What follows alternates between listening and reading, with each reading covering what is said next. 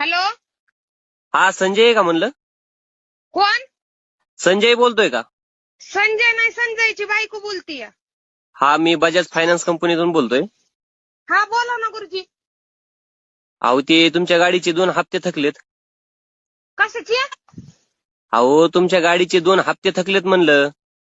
हा मग? हा मग ते तुमचे मिस्टर कुठे आहेत? अहो माझं मिस्टर नाही तर माझा नवरा झोपलाय, बोला की. मिस्टर नाही तर नवरा झोपलाय? हा माझा नवरा झोपलाय.